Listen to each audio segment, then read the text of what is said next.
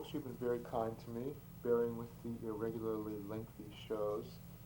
But now we have some good news for you. We'll be presenting a 2 hour and 10-minute show to make up for all those 30 and 45-minute and 1 hour shows that we've been fobbing off on you, palming off on you for the last 2 months. This is a recording that was recorded live in Union Square. It's The Wrong Hero in Amok. And we'd like to thank Murray Donofsky for providing the venue for this. You are tuned to Cafe Cabaret.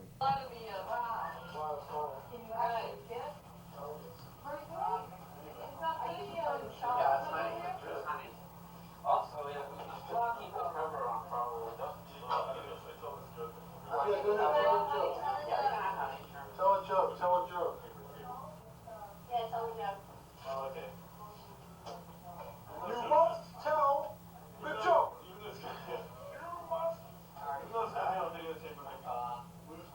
This is Clarence, who's a painter, and this is a poet by the name of Rafi.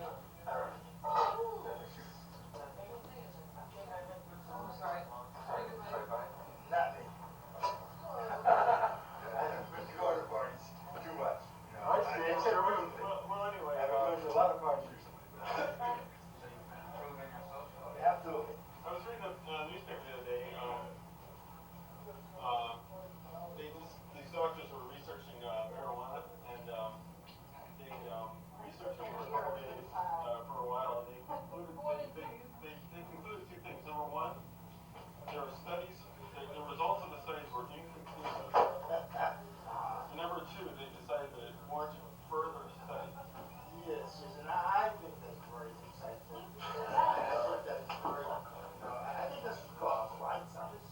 Well, basically, I just wanted to say that it's kind of a coincidence because whenever I research marijuana, I usually have the same results. Number one, my results are inconclusive, and number two, I usually feel that it merits further study.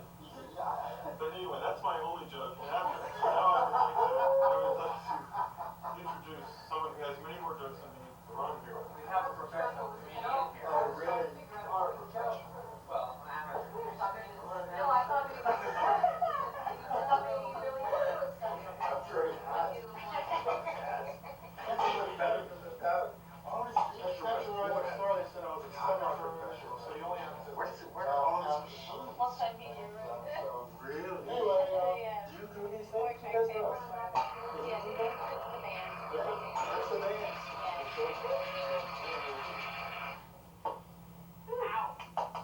Our lives. now this is the goodness extractor. Observe, I will demonstrate on my colleague. He's good, right? Isn't he like the goodest guy you've ever seen? But watch, the goodness extractor will make him evil. Say something evil. I need another beer. Say it's evil. He's evil, you're evil, I'm not evil. I'm the wrong hero, and I found this out on the street. And it's like, it's a prop, right? Well, what does this suggest to you? Yeah, something. I don't know what. Or I'll never report. Well, you know what it suggests to me? It's like, King Kong, how many times have I told you, don't leave slivers down the bathtub? You know? Like, I don't know. It could be anything, you know? The Godfather with the whale's penis instead of a little puppet thing. Anyway, the following program is insipid and in no way threatens the status quo. That's my parents' advisory warning. I guess it would be like a PG-14 or something, you know? No dirty words. I don't even use the word shit. I mean, I don't like the word shit. I like to call it something nice, like brown monuments to a healthy appetite. Something like that. Nice. Can we all be nice around here? Just now if you're like most people, and who isn't, then you're probably just like everybody else. You want a nice experience. Well, let me introduce myself. I'm the wrong hero. Some call me the Shaman of class animus, and others call me the avatar of the moron zeitgeist. All right, delayed reaction here. Either that or they got a giant spleef going and just got it started. Yeah, I experimented with marijuana, but I smoked pot. I used drugs in college, but I only used them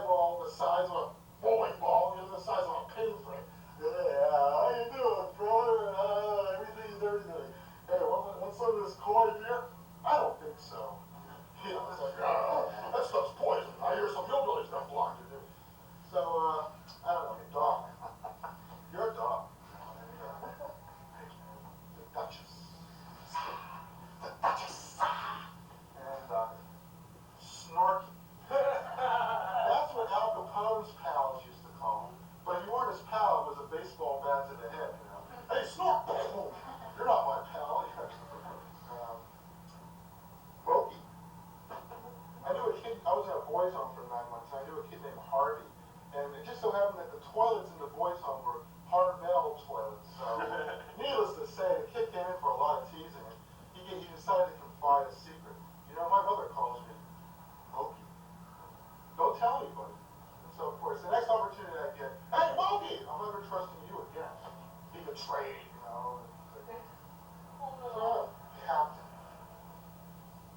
Captain? No. Palsy Wellsy. You're asking what my child is someone? Missy! Sprout. Gee, I don't know. I wouldn't want to guess, because, you know, Goody? See, that's the thing. These were nicknames back in the days of the Salem witch trials. Goody Goo's a witch! She's saying the Lord's Prayer backwards! Walking in the street!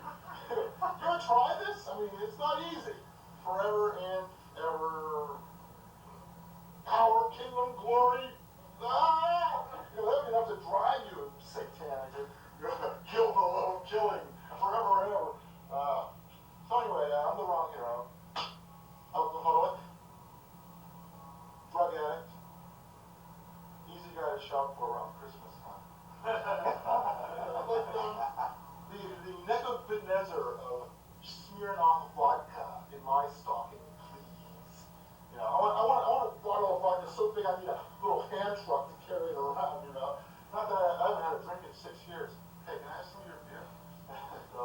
So it's, but you know, I think about it every now and then. I think, gee, no more hangovers, no more waking up with strange people. It's like, I'm not having fun anymore. It's not fair. So anyway, this is comedy in its cheap, smokable form. And by the way, we're fooling Mayor Marion Barry. We're replacing his usual coffee with crack cocaine crystals. Let's watch. It's like, let's videotape it. Yeah, it's like, well, they're after Marion Barry. It's like, couldn't they think of someone else to pick on? It's like, it's not even a damn state. It's a mayor of some sort of indescribable city-state. And it's like, let's get him. Forget all these other, forget Newt Gingrich, forget that character over there, Jesse Helms. Oh, no, we don't want to mess with them. No, they got big tobacco money behind them. No, let's get Mayor Marion Barry because the crack lobby isn't really as powerful these days. So, we're calling Jesus Christ of Nazareth. We're replacing his usual vinegar sponge with crystals. Let's watch. Father, forgive them, they know what they do. I'm thirsty. And I know my hands like on my spirit. It's like, anyway, some people say that because of his outrageous material and controversial subject matter, that the world hero must be crazy. To that I respond. Meow.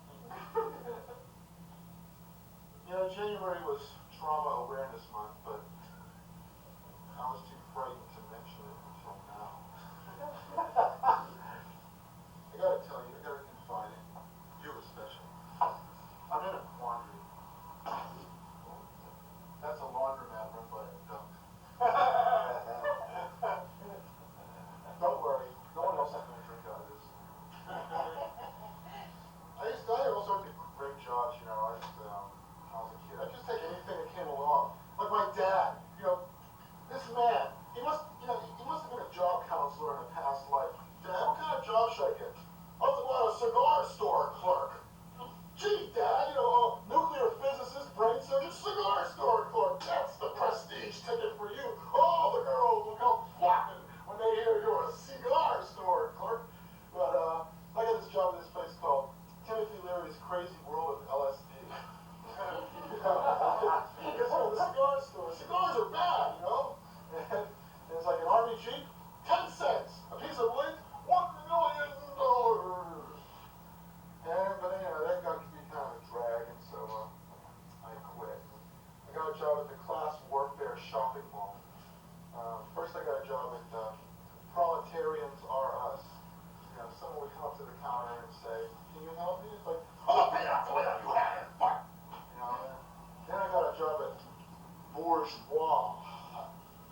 It's like, can you help me?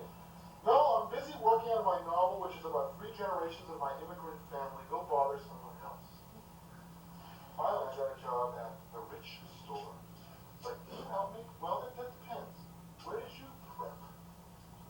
actually had a kid say that to me once. What did you? You were grotty? So I was wearing a rotten t-shirt. Not bad mood, you know. Like these guys will call in. It's like wearing Hell's Angels t-shirt. You had pimples. You couldn't have gone to Groton. You know? Well, you'd have had a skin peel by now. Or, you know, anyway, do not adjust the focus. I'm just nervous. Anyway, I wanted to let you know that the annual meeting of Bitter Hermits and Outcasts will not be held tonight, or any other night for that matter. For 2 years, I didn't really tour out much, you know. I lost my job in the Middle East. I was doing their open mic there every week, and for 2 years I just sort of brooded in the sullen silence of my mountaintop fortress with my sinister, six-fingered Amish dwarf assistant, and you know, mixing up potions and beakers and fools at the university. They laughed at me, and I died. Now see, give me that split. Then they'll be sorry. Sorry they laughed at me. But anyway, I was silent and pessimistic, because I figured nobody would listen to me anyway. And because I tried to join the Optimist Club, but I knew they wouldn't let me. They gave me an award. They named me Scapegoat of the Year. And now they're persecuting me because I won't accept the award. Now scientists think they've discovered a neurosis gene. And this is like, you know, good news in a way, but I'm like, how do they know? How do they know? You know, I shouldn't imply that I'm totally unclubbable, you know, just because I don't hang out with rotten graduates. And I belong to this little organization. You might have heard of it. It's called the Art Astigmatics. We don't know what we like, but we know art. Everybody else was drumming around with those baby on board stickers. I had one that said, I have no children and my life is meaningless, so go ahead and run me off the fucking road, asshole! I hate you!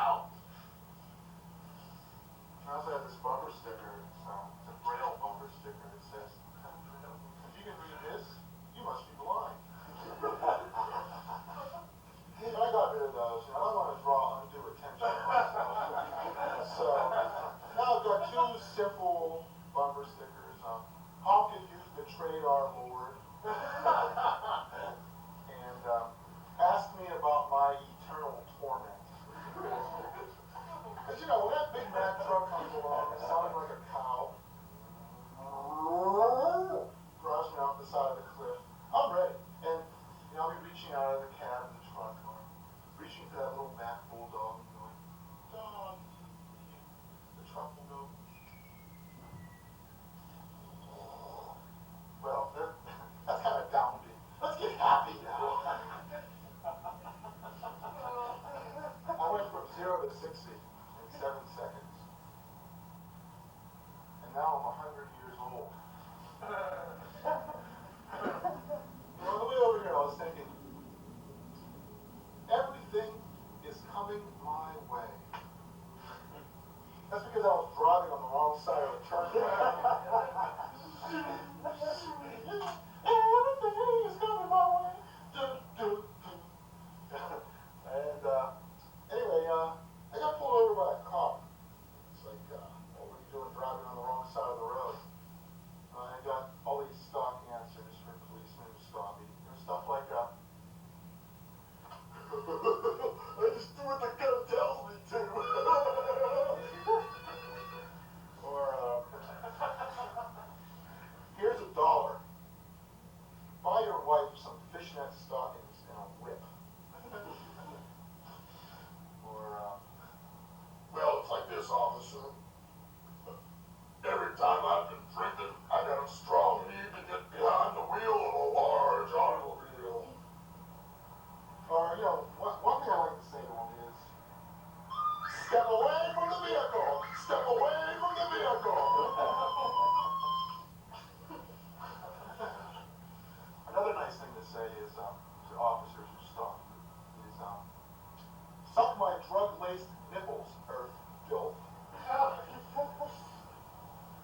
say, and always, it's like they follow some sort of script or something. It's like, do you know why I pulled you over? It's like, well, the little thingy on my speedometer said I was doing 90.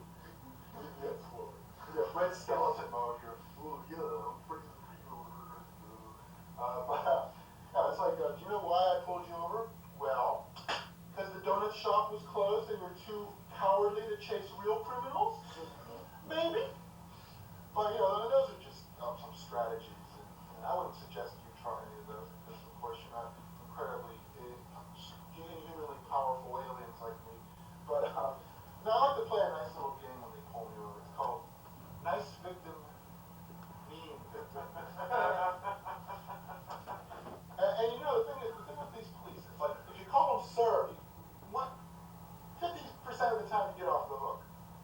And, it might gall you. The words might stick in your throat when you say sir.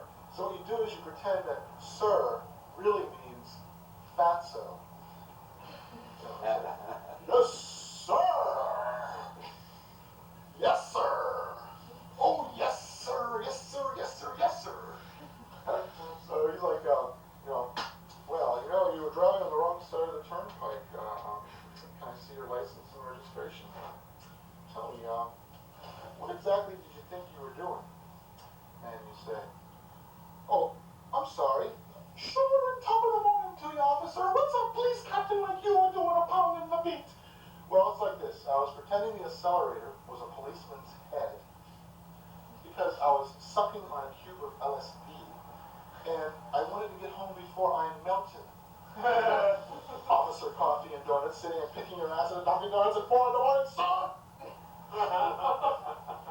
He's like, well, we'll let it go this time, but see, it doesn't happen again. How incredibly condescending. To be sure, sir, I will, in fact, see to it personally that it will never happen again. But of course, according to Einstein's theory of relativity and the Heisenberg uncertainty principle, I cannot testify to this indisputably. It's like, so, anyway, I went to court, and the evidence was antimatter, and I was accused of not tampering with it. And the prosecuting attorney was Superman. Just my luck. And my court-appointed lawyer was like Aquaman. He had to nip out every hour and dunk his head in some water or else he'd die. Well, Your Honor, my client's obviously innocent. What was the name of my seahorse again? Oh, I'm starting to lose it. Just excuse me a minute, please. So, I was in hero court, of course, presided over by the Green Lantern Guardians, and inhuman, big-headed blue things. It's like, well, he is obviously the master of the anti-life equation. We must exile him to the Phantom Zone. And, well, anyway, I just walked out of the damn courtroom. It didn't matter. None of this is real, you see. So it never happened.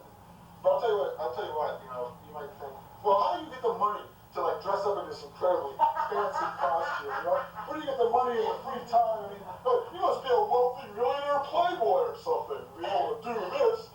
And I'm like, well, yeah, actually, I invented a car that runs on blood sugar. And I lost 200 pounds on the drive from Providence.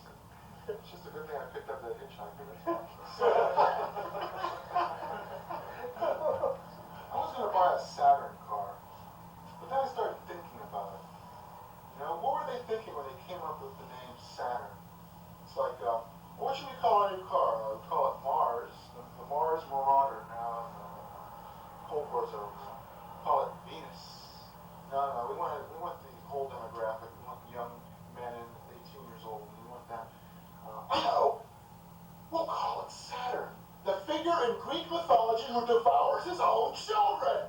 Great name for a car. And I got an ad campaign all lined up. Here, son, here's the keys to your very first Saturn. Oh, gee, thanks, Dad.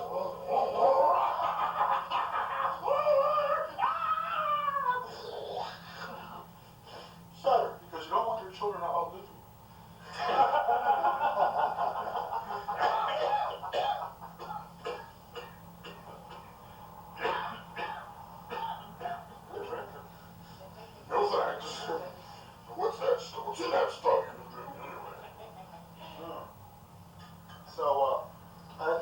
story though. I had a Volkswagen, but I had to sell it. Because every time I started it, what's this, sign language? What's going on here? It's like, oh, no, it's Twin Peaks. Russian.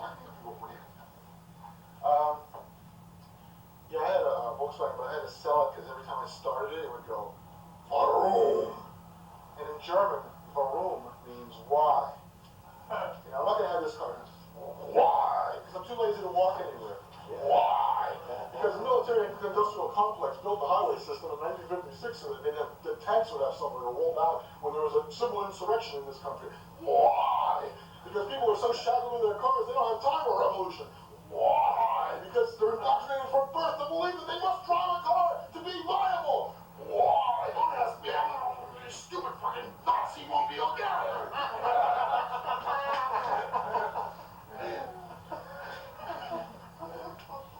Right about now is when I do my impression of a speedometer. I don't know if there's any room here. Let's try.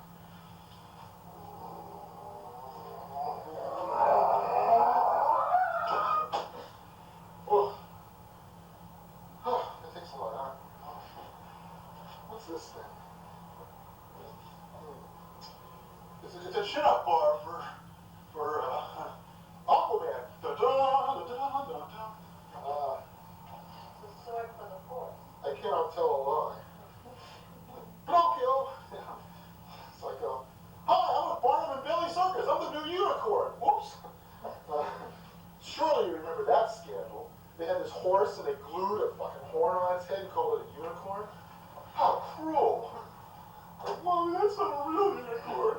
It's almost like, you know, I just saw that Santa Claus over there and he was drinking a beer. You know, talking about disillusioning the kiddies. On the way over here, I was like driving by this place and it was called Deluxe Storage. And it's like, great, you know. Now, whenever I put all my girlfriend's dresses that I stole from her in cold storage, they can sit around and drink champagne and eat bonbons and live in the style to which they've become accustomed. So, some of my friends call me a boulevardier. Ooh la la, Marie Chevalier. Like having farsi little girls and all that crap. Others are more realistic and they say, oh, you're just a sophisticated sex maniac, you know.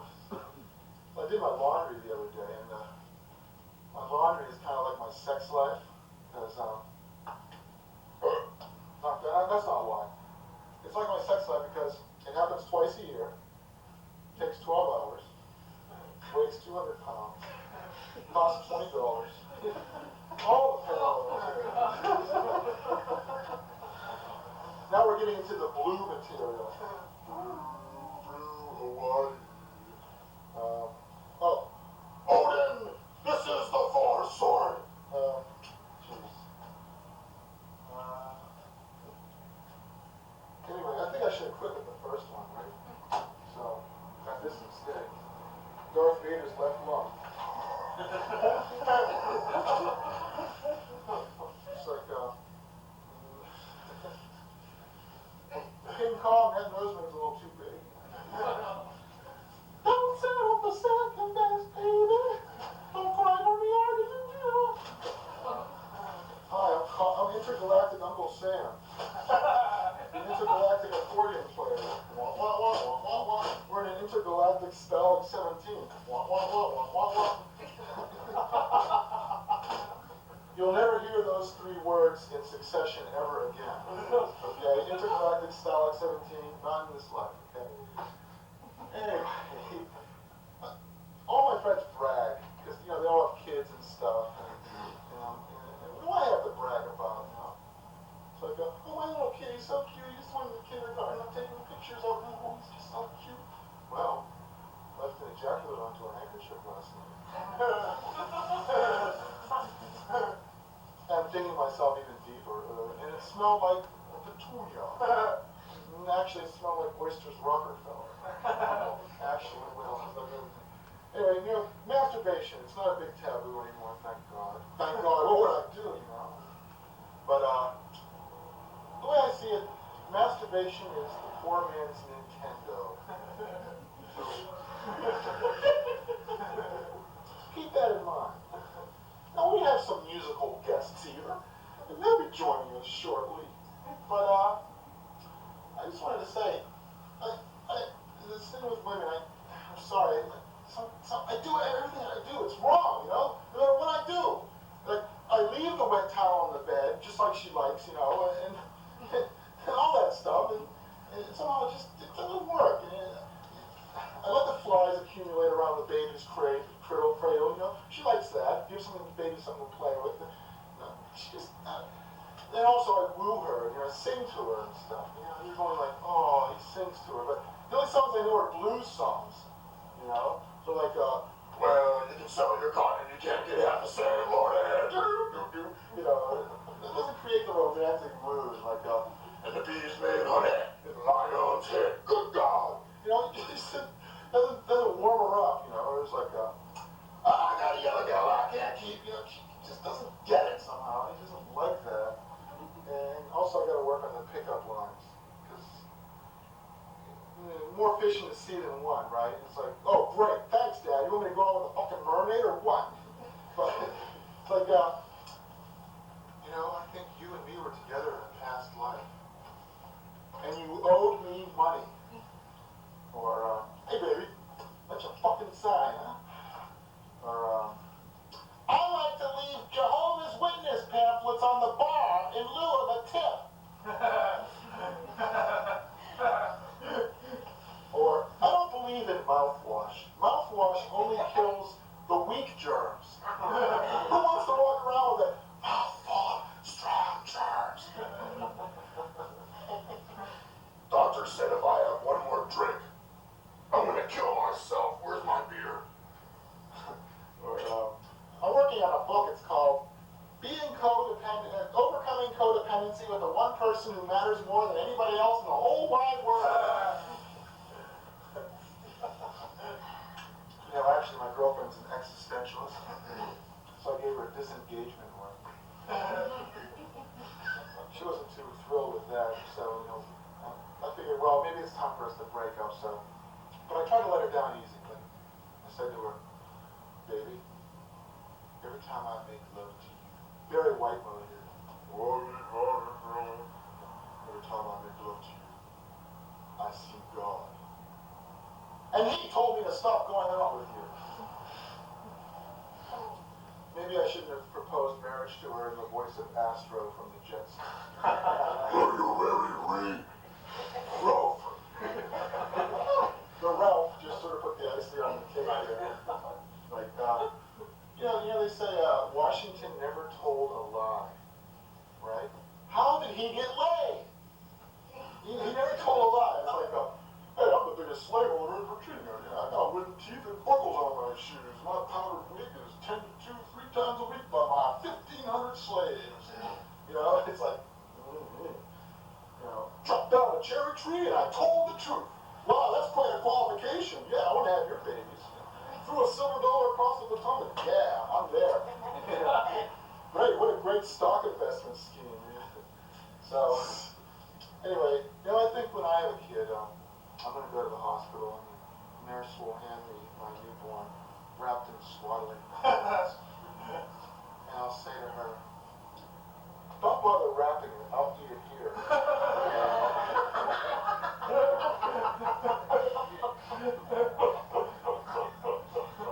Perhaps on that note, I'll be heading out, but before I do, I just want to mention that, you know, a few years back, the Pope said, drug addiction is grounds for divorce. But the flip side of that, of course, is that marriage is grounds for drug addiction! Damn it! Anyway, I'm around here,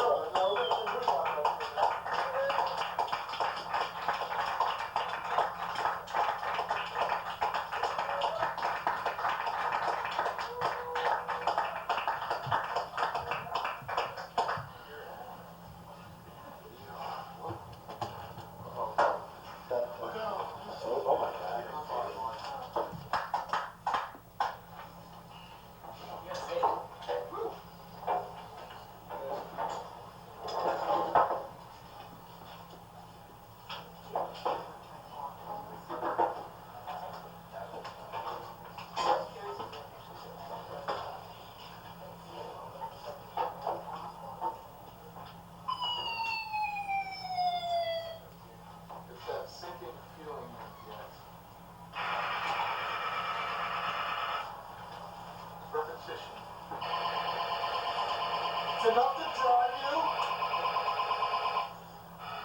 Absolutely. Out of your mind. Oh, I'm the wrong here.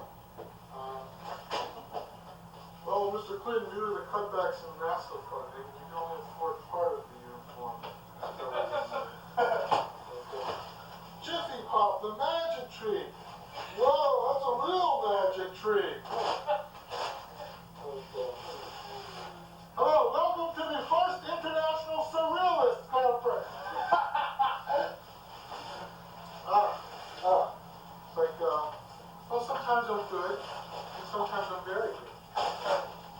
Well, anyway, geez, after Amazing Grace, I don't really know quite how to follow that up. It's every comedian's worst nightmare. You know? It's like incredibly touching to the heart. I'd like to say, for all the boys out there, the boys who are never coming home. And it's like, hey guys, how you doing?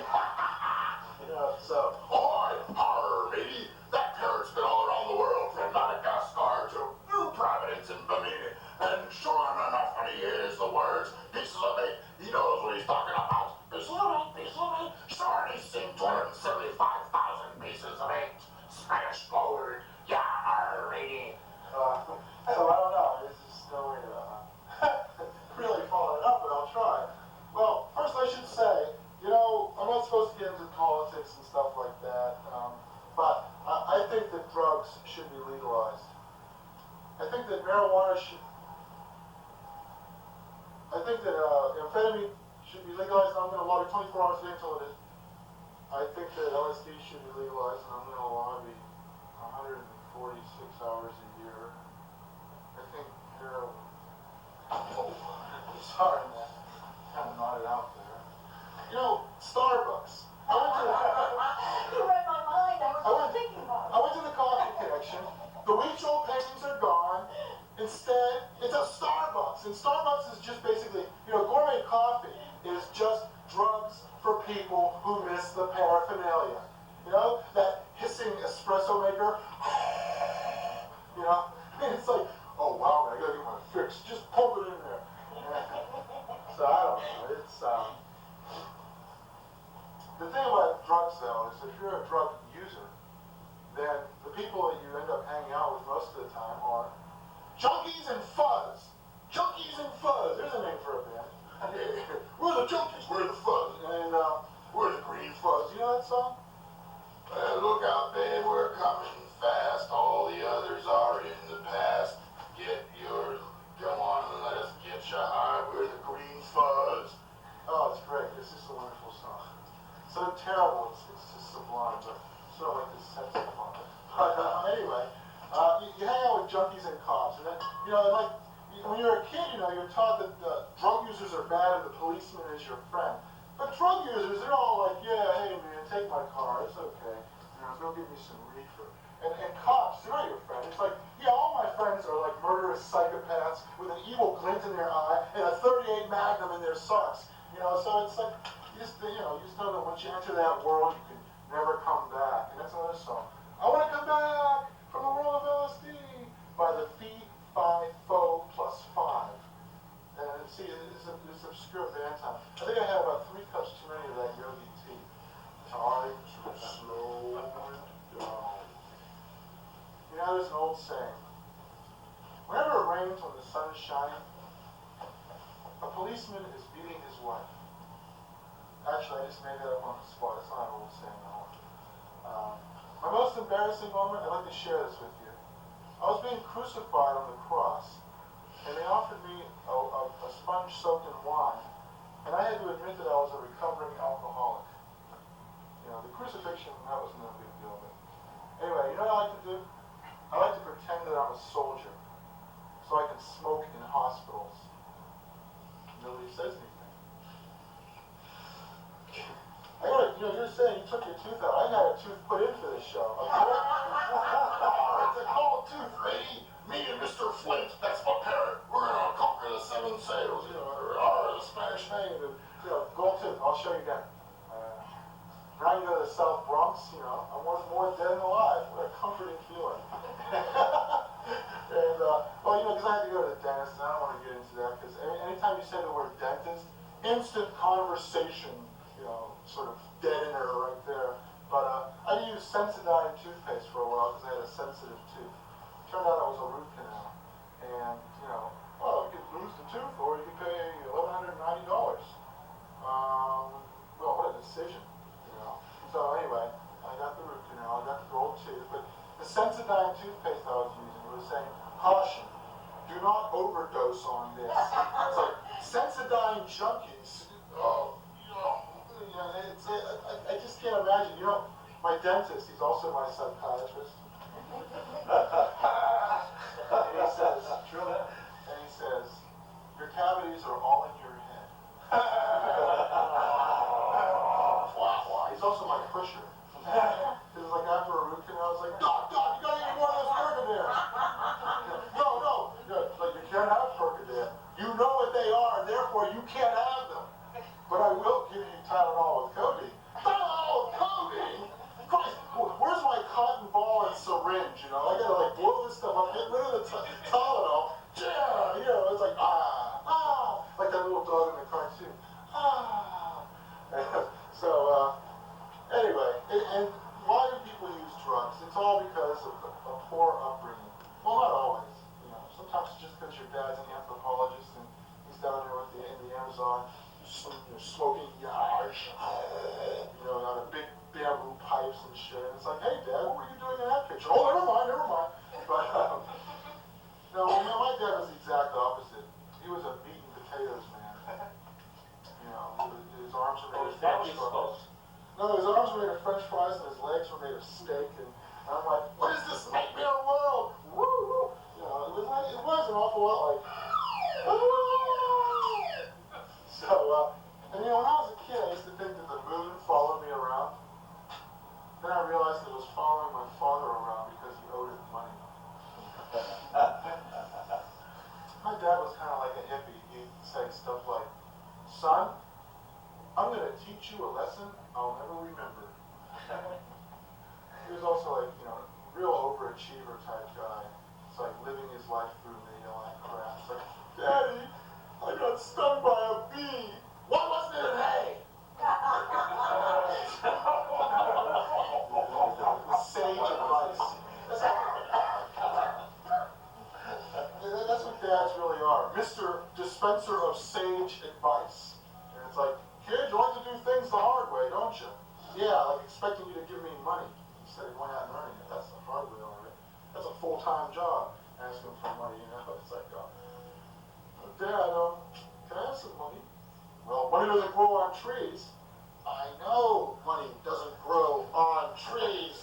It falls from your fat wallet. Fool! Now fork it over! Pronto! Habla Espanol? Happy?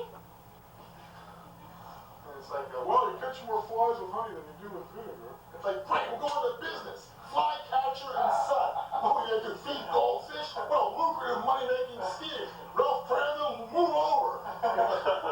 This is a real way of getting rich quick schemes, isn't it, Ralph? Yeah, you know, in China, get rich quick scheme means get rich quick scheme. It's entered the language. It's like, well, if you build a better mousetrap, the world will beat a path to your door. And it's like, Dad, wouldn't it be easier to hire construction workers to do it? Well, you know, money isn't everything. And then, why don't you give me some? You know, yeah. So, anyway, I don't know if I can have kids, you know, with this kind of lousy upbringing. It's like, because kids are like, they're constantly demanding attention. They're like, look at me, look at me, look at me, look at me, look at me, look at me. And I'm like, no, look at me, for I am Zontar! And, I don't know. I'm having problems with my teenage son. And the hell of it is, you know, he hasn't been born yet. So, I'm going to get even with him. I'm going to give him a really funky name. Something like Newt, or Cosmo, or Rico Suave, or Acidophilus.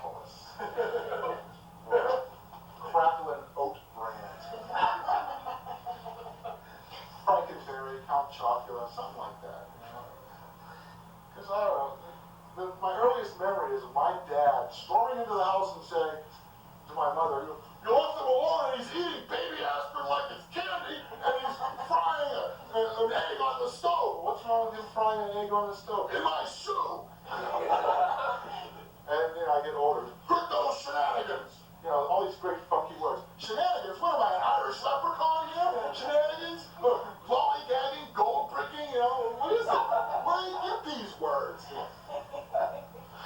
And you know, there's this big controversy about ebonics, and in my family it was more like italics. And it's like, Grandma, if a tree falls in the forest and there's no one there to hear it, does it make a sound? What you doing? Going to the tree, the forest, tree's falling, you get killed, you kill yourself, what's that on you? So, italics, you know, definitely its own dialogue here. I was a kind of a weird kid. I was like 4 years old, my dad said, "You want to go to the circus?" And I go, yeah, I want to go to the circus. Let's see, what do you see at the circus? Ringmasters with long black mustaches, cracking whips at critters chained to stakes. Manic depressive clowns with whiskey breath falling off their unicycles. Chimpanzees playing handball with their own shit. You know? That's a real education in itself. Yeah, the circus, yeah. It's a great place to take the kids, you know? And I was really a weird kid. Like, one Halloween, my costume was the refutation of Aristotelian unities.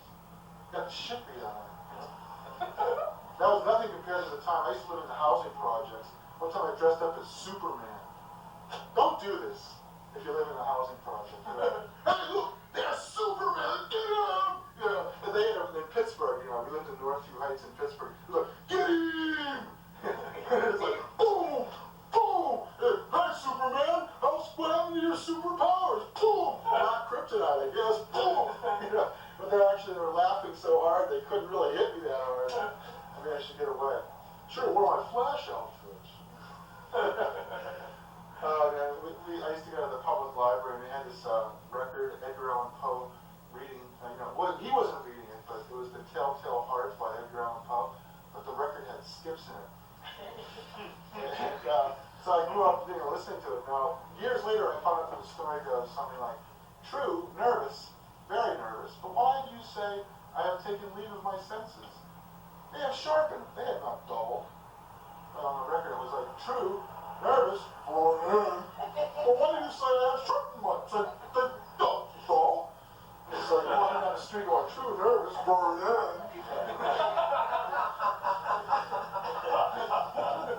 Another way to get the shit beat out of you. And of course, watch a lot of television. Batman and Robin. I saw this one episode. Batman pretends to be hypnotized. And it's like, "Batman, what's the matter with you? You're pretending like you're hypnotized? What? I'm trying to pretend like I'm hypnotized so I can get him to lure me to his evil lair. I hear and I obey." Why do people that are hypnotized always go like this? It's like, I've never seen anything like that. Usually they're doing stuff like, you ever been with a hypnotist and the crazy shit they make you do? Lie on this table. I'm going to step on your guts, and it's like, but that's going nowhere. I used to love the Herculoids. This is a cartoon they showed. It was like, every episode began with some insect-faced alien going, "Sandor and his Herculoids are in a vulnerable position. Shall we attack?" "Yes, excellent. Soon Sandor and his Herculoids will be destroyed, and the planet will be ours." And, it's like, wow, a lot of fuss for this, like, miserable, measly planet. They could have conquered 5 or 10 at the time. It took them to, like, overcome Sandor. Just all these things. And, well, I went to my high school reunion. And I went to see where I had carved my initials years ago. But the gym coach was wearing a toupee.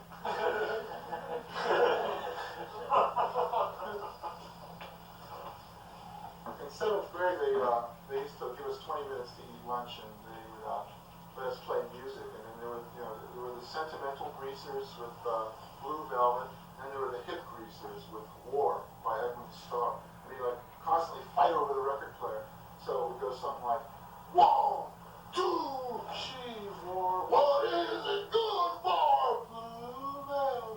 little bit. I didn't say it again. It's like, whoa, that wasn't enough to drive you out of your mind. See, how are we doing for time here? Ooh. True, nervous. Roaring red. What is that? Sugar was it's beer couple. Had a job writing children's books. But I got fired for using the word poop. They didn't like my masterpiece, Winnie the Shit. I had a Bible for children. It's called the Bib. In the Old Testament, it's one word. No. New Testament's also one word. Because.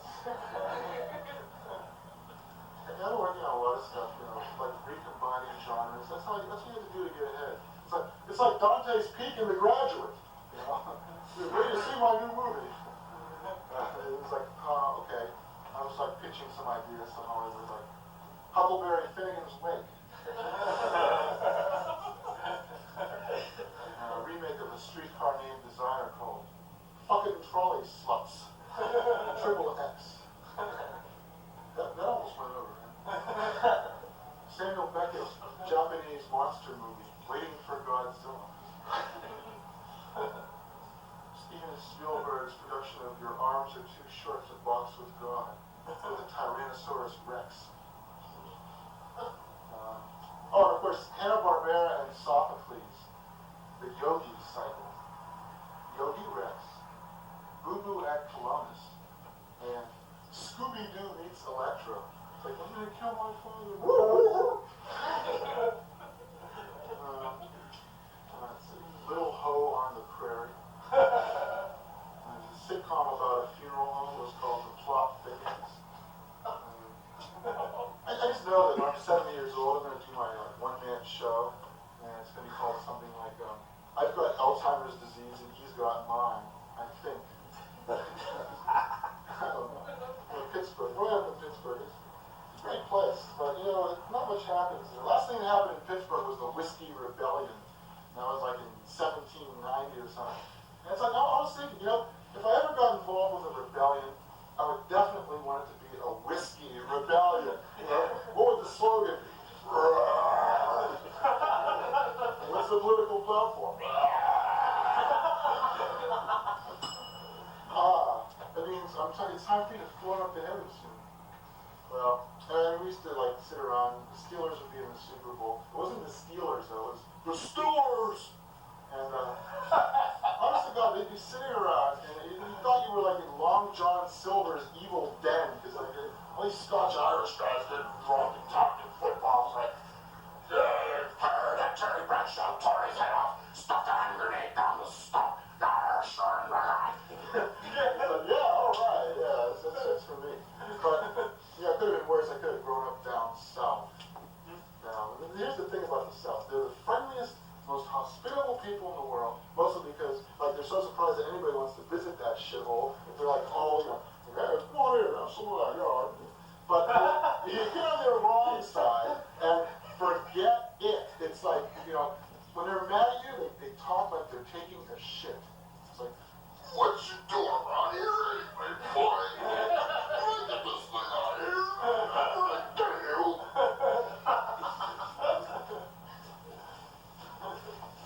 Well, I think it's time to bring Woodblock back up there.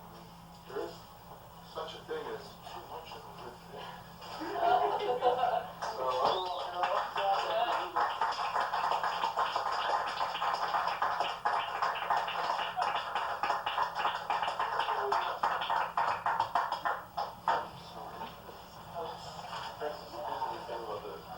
yes. Oh, that's right. When I got to sing, I said, don't turn on the water.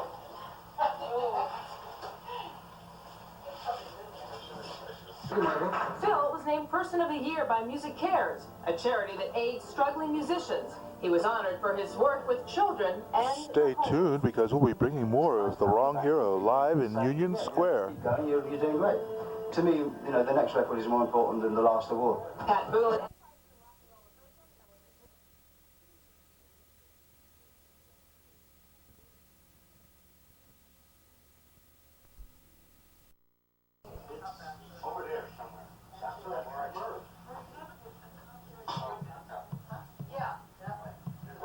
Sorry, am I going to be making too much of that? He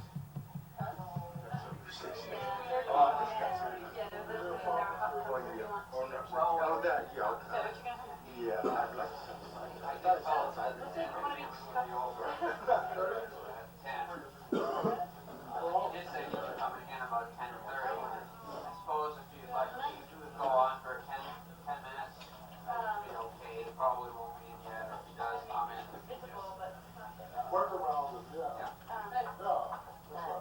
Just make a fire extinguisher? Make sure it's all right. Right. Sounds good, yeah. Yeah, I will. I work with How much all you got?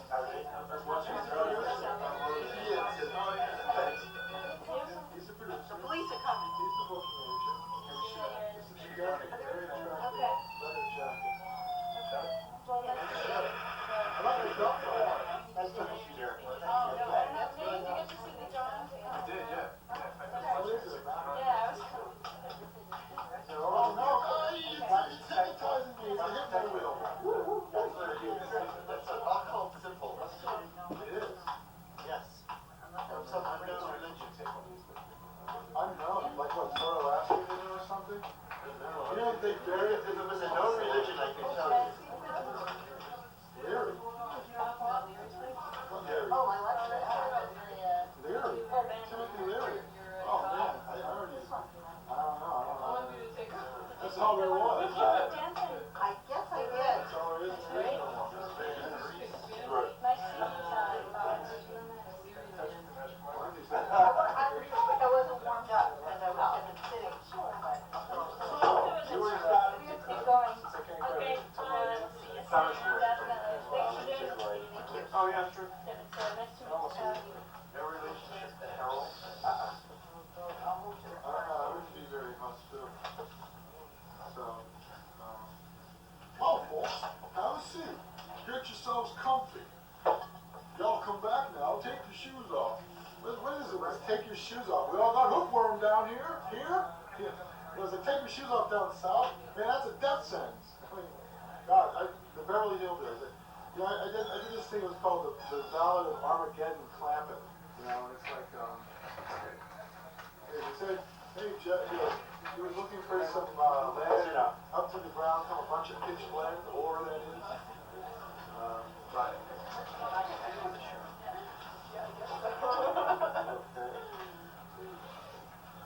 This is hard.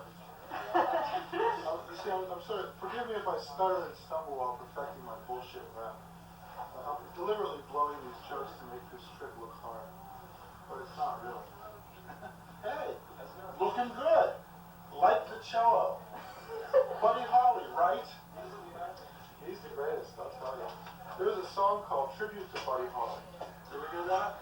Sure. You did? Oh, it's pretty amazing. Yeah, well, this one in particular. I'll give you my bean. What winks and fucks like a tiger? Yeah, that's the sort of jokes you hear in bad comedy clubs as opposed to this venue, which is one of the best I've ever been in. Are you like hanging on my every word? Am I preventing you from leaving? Oh, have a seat then. Okay. Great, I'm quite comfortable, you know. I understand, actually. And it's weird, because, so anyway, I moved out of my apartment in Central Square. What a fool! You know, it's not rent control anymore, so, and it's a pigsty. We live right over Hi-Fi Pizza, so you just know that it's like, welcome to Vermin Court. Bedbugs and silverfish, please use the servants' entrance, you know? I mean, it's like going upscale. Like, and it came furnished, which is great, because like, you wouldn't want to have to go out and buy cockroaches, and it's just a wonderful place. It looks like the home of Lyme disease. Can I be frank with you here? The refrigerator has a sign on it that says, Biohazard Free, open at your own risk. In the refrigerator, a shriveled head of lettuce, a shriveled lemon, generic beer. It's like the 12 days of Christmas for alcoholics, you know? They're like, one shriveled head of lettuce, one lemon, one beer, you know, 12 cans of generic beer with no label, with formaldehyde, and there's always 5-cent deposit cans out there. It's like a pension plan for junkies, you know, piled to the ceiling with 5 cents. Then the place smelled horrible. It smelled like the sweatband of a recently indicted televangelist's fedora. And it's It smelled like Alvin Chipmunk's laundry bag. It smelled like George Burns' suspenders, or no, like Sing Pao Deng's dying breath. You know, like Dole's dentures, like Mastodon plaque, like Chairman Mao had given the place a tongue bath. It's just an unbelievable place. And like the bums would be out in the alleyway at 3 in the morning. It's a good rubbing alcohol. It's not a great rubbing alcohol. My girlfriend's a white out. I'm gonna get her some of that Nouveau Beaujolais. You know, and the food in the cupboard was so old that the sell-by dates on the cans were in Egyptian hieroglyphics. You know, a picture of a caveman on the front of the can. Food, good. You know, just amazing. And the worst part is the whole place smelled like cat piss, and we didn't own a cat. Yeah, it was unbelievable. I'm so glad I'm out of there now. And anyway, but I was thinking, you know, it would be a good place to make your own micro brew. And I thought of a good name for it would be called Angry Wounded Pride. You know, because the reason for this would be, you know, because like I was telling my girlfriend about it, and she said, "Why don't you go out and look for a job instead of thinking of stupid beer names?" So, Angry Wounded Pride. You know, it's like brewed yesterday, aged in porcelain bathtubs. That 33 on the bottle doesn't refer to Prohibition or the age of Jesus when he died. That's your life expectancy if you drink Angry Wounded Pride beer. It's like when we make our, you know, it goes good with food, but of course, let's face it, a lush like you is beyond eating food. So just slug that stuff down, sport. And we just throw in whatever's handy when we make our brew. Yeast, nails, window caulking, a monkey's paw clutching a jewel. Gives it body and character. And we make, at Angry Wounded Pride, we make one promise. It will not blind you in both eyes. Now, try this simple test. Try this simple test. Put your glass eye in a bottle of Angry Wounded Pride beer. If it floats to the top, you know we've walked up on a hell of a match. And so anyway, also try Foolish Pride Porter and Selfish Pride Ale. And let's not forget Jesus beer. It's the beer Jesus would have turned the water into if Jesus had turned the water into beer. Now I'd like to mention some more of my sponsors. The Wrong Hero has been brought to you by Jesus Christ Soup.